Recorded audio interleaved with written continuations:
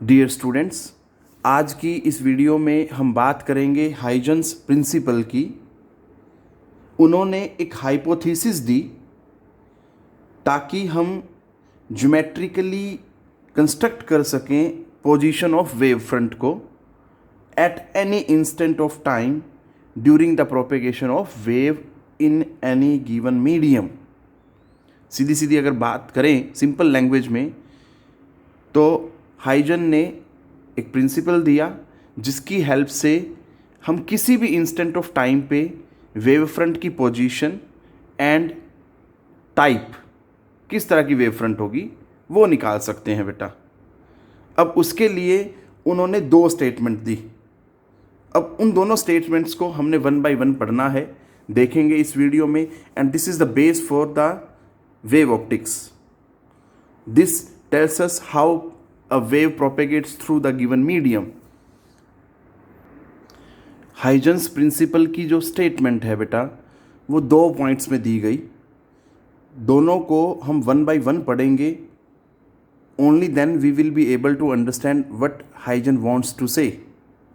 सो first point के according क्या है, every point on the given wave front acts as a fresh source of new disturbance. उस new disturbance को क्या बोला गया? Secondary wavelet. तो अभी हम पहले फर्स्ट पॉइंट को क्लियर करेंगे, विच इज दिस वन, जिसके अकॉर्डिंग क्या है, आपको कोई वेव फ्रंट दी जाएगी, उसके ऊपर हर एक पॉइंट जो है that will be acting as a fresh source of new disturbance. हमने यहाँ पे जो मेनली समझना है, what is the secondary wavelet. So देखते हैं, यहाँ पे इस पॉइंट को पहले समझेंगे, only then we will be able to understand the second point. तो बेटा हमारे पास यहाँ पे एस एक पॉइंट सोर्स ऑफ लाइट है, जिससे लाइट जो है प्रोपेगेट कर रही है इन ऑल द डायरेक्शंस, इधर भी, इधर भी, इधर भी, इधर भी, इधर भी। आपने 3 डायमेंशन में इमेजिन करना है बेटा इसको, क्योंकि बोर्ड जो है 2 डायमेंशन है, जहाँ पे आपको इसी तरह से ही समझाया जा सकता है। बट आपने इसी चीज़ को इमेजिन करना है कि एक पॉइंट सोर्स ऑफ लाइट है, जिससे लाइट जो है सभी डायरेक्शन में प्रोपेगेट कर रही है। अब हमने क्या किया, इमेजिन किया कि जब लाइट यहाँ से ट्रैवल करते करते यहाँ तक पहुँची, लाइट रेज, तो यहाँ पे ये एक वेव फ्रंट बना। क्योंकि मैंने आपको बताया है लास्ट वीडियो में, अगर कहीं रेज पहुंचेंगी so they will be comprising the wave front. ये बात आपने याद रखनी है। और ये भी याद रखना है, रेज जो होती हैं they are perpendicular to the wave front at any point, everywhere on the wave front.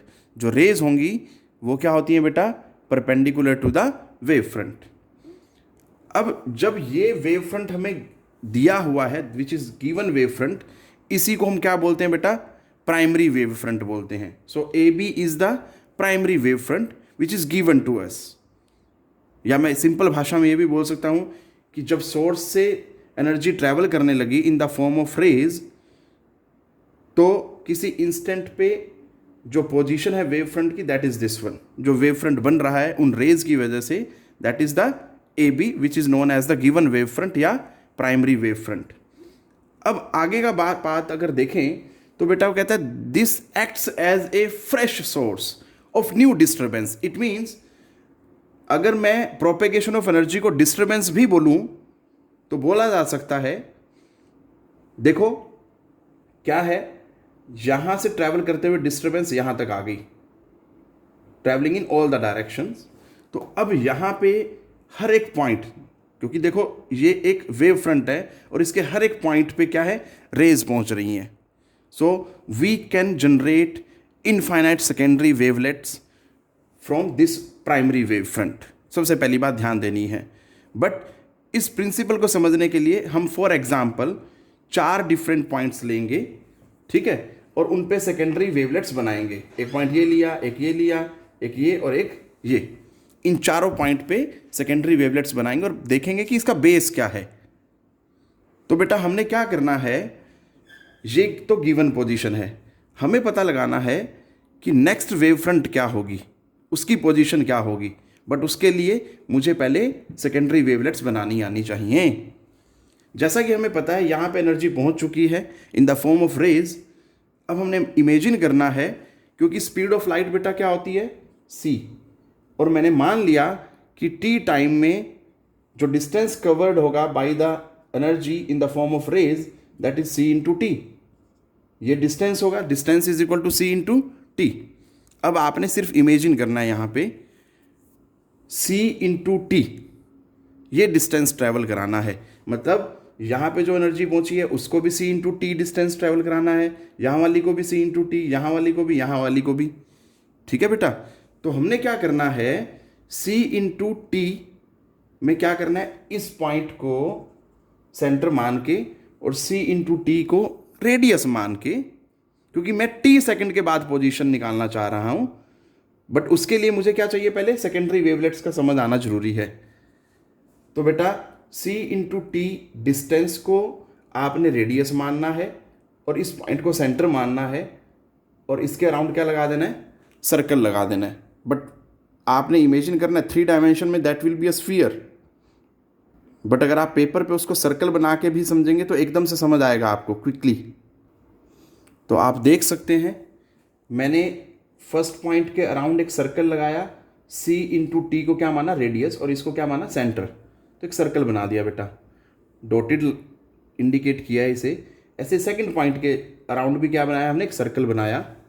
अब in the same way we will be forming circle around third point and fourth point. ठीक है बेटा जी, तो जरा ध्यान से देखें। तो बेटा जी ये जो सर्कल बने ये क्या कहलाते हैं, सेकेंडरी वेवलेट्स कहलाते हैं। ठीक है बेटा, सिंगल के लिए सेकेंडरी वेवलेट और प्लूरल जो है वेवलेट्स, ये चीज़ ध्यान देनी है। मतलब जब एनर्जी यहाँ पहुँची तो एनर्जी सभी डायरेक्शन में यहाँ से भी फैल गई, सर्कल रिप्रेजेंट कर रहे हैं। ऐसे जब एनर्जी यहाँ पहुँची तो एनर्जी सभी डायरेक्शन में फैल गई in the form of this, ऐसे यहाँ और ऐसे ही यहाँ। So these are the secondary wavelets. अब हमें बात करनी है सेकंड पॉइंट की। क्या कहता है सेकंड पॉइंट, जरा देखते हैं इसको और समझते हैं बेटा। So according to second point, a surface touching these secondary wavelets, ये रही secondary wavelets, tangentially in forward direction. जरा ध्यान से देखें, forward direction at any instant gives the new wavefront at that instant. So this new wavefront जो मिलेगी हमें at that instant, उसी को हम क्या बोलते हैं, that is called secondary wavefront। हमें इसको समझना है। देखो उसने क्या बोला, फॉरवर्ड डायरेक्शन। ऐसा क्यों बोला गया, क्या कारण है, जरा ध्यान से देखें। हम क्या करेंगे, सबसे पहले इन सेकेंडरी वेवलेट्स पे टेंजेंट प्लॉट करेंगे इन फॉरवर्ड डायरेक्शन, दिस वन। इसी तरह से बैकवर्ड डायरेक्शन में भी प्लॉट किया जा सकता है। ठीक है जी, हम दोनों प्लॉट करेंगे और फिर देखेंगे, समझाऊंगा मैं कि बैकवर्ड प्रोपेगेशन क्यों नहीं मानते हम। ठीक है, तो ये देखना है बेटा। सो बेटा जी हमें ये A1 B1 जो है ये सेकेंडरी वेव फ्रंट मिली आफ्टर टाइम t, क्योंकि जो AB थी that was the primary wave front. मैंने आपको पहले ही बता दिया था कि हाइजेंस प्रिंसिपल क्या बताता है हमें, that tells us the position and shape of the wave front, secondary wave front. अगर आपको प्राइमरी वेव फ्रंट दी जाए तो उसके बाद सेकेंडरी वेव फ्रंट किसी टाइम इंटरवल पे, किसी इंस्टेंट ऑफ टाइम पे कैसी होगी और कहाँ बनेगी, ये बताता है हमें हाइजेंस प्रिंसिपल बेटा। अब बात करते हैं रिवर्स डायरेक्शन में जो प्रोपेगेशन हुआ, ये जो टेंजेंट बनाया ये क्यों नहीं कंसीडर करते। बड़ा सिंपल सा लॉजिक है इसका बेटा। अगर घर में या कहीं भी आप देखें कोई बल्ब है या कोई ट्यूब है कहीं भी लगी हुई है वो, तो उससे जो डायरेक्शन है, जो एनर्जी है basically, that propagates in forward direction बेटा। रिवर्स डायरेक्शन में प्रोपेगेशन नहीं होता है। मान लीजिए आपने दीवार पे बल्ब लगाया है तो क्या दीवार के पीछे रोशनी जाएगी, नहीं जाएगी। So energy never travels in backward direction, that's why we always consider forward propagation of the energy in the form of light। अब बेटा जैसा कि हमारे पास यहाँ पे पॉइंट सोर्स था, सोर्स ऑफ लाइट जो था या जो एनर्जी था that was a point source. हमने पढ़ा है कि जब सोर्स से डिस्टेंस बढ़ता जाता है तो चाहे वो स्फेरिकल वेव फ्रंट हो जैसे यहाँ पे है, चाहे वो सिलिंड्रिकल वेव फ्रंट हो, वो क्या हो जाएगी, that will become a plane wave front. बिल्कुल ऐसे ही यहाँ पे भी हुआ होगा या होता है बोल सकते हैं हम।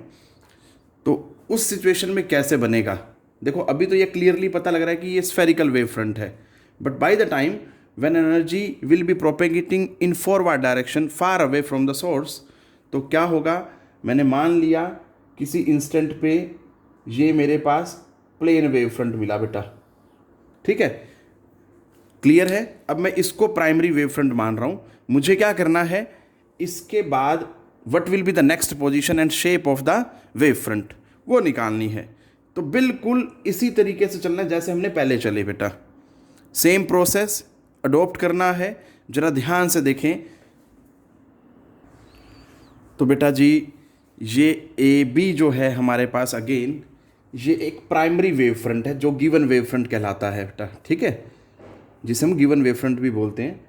अब ये जो सर्कल बने बनाए 1 2 3 4 के अराउंड, ये क्या है हमारे पास, सेकेंडरी वेवलेट्स हैं, जिससे हमें सेकेंडरी वेव फ्रंट की पोजीशन को पता लगाने में हेल्प मिलती है। तो अब हम क्या करेंगे, तरीका वही है सेम कि C इंटू टी, क्योंकि हमें इंस्टेंट नहीं पता, हम यहाँ जनरलाइज्ड फॉर्म में देख रहे हैं कि t सेकंड के बाद जो है what will be the position of the secondary wave front. तो इसलिए हमने क्या किया, C इंटू टी को जो है डिस्टेंस माना और इन पॉइंट्स को सेंटर मान के रेडियस कंसीडर करते हुए C इंटू टी को सर्कल प्लॉट कर दिए बेटा। दूसरी जो बात ध्यान देनी है आपने, ये ज़रूरी नहीं है कभी आप देखें कि यहाँ पे गैप है, यहाँ गैप नहीं है, दैट इज़ नॉट नेसेसरी। हम जो है देखो हर एक पॉइंट जो है एक्ट करता है as a fresh source for the new disturbance. तो हमने इन जनरल 4 कोई पॉइंट उठाए, ठीक है बेटा, ये चीज़ ध्यान देनी है आपने। सो दिस बेटा A1 B1 जो हमने प्लॉट किया by taking tangent in forward direction, this is the secondary wave front बेटा, और ये बैकवर्ड प्रोपेगेशन से प्लॉट किया। बट हमें पता है, मैं बता चुका हूँ कि हम backward propagation of energy consider नहीं करते, ठीक है बेटा। सो ए बी के बाद what will be the next position of the secondary wave front, that is A1 B1। इस तरह से हम जो है अलग अलग इंस्टेंट पे बेटा वेव फ्रंट की पोजीशन और शेप निकाल सकते हैं, कैसी होगी वो, ठीक है। So this is all about the Huygens principle बेटा, ध्यान से करें इसको। अगर ये समझ आ जाएगा तो आपको रिफ्रैक्शन एंड रिफ्लेक्शन टॉपिक भी समझ आ जाएंगे on the basis of the wave theory of light. Take care बेटा, पढ़ते रहें।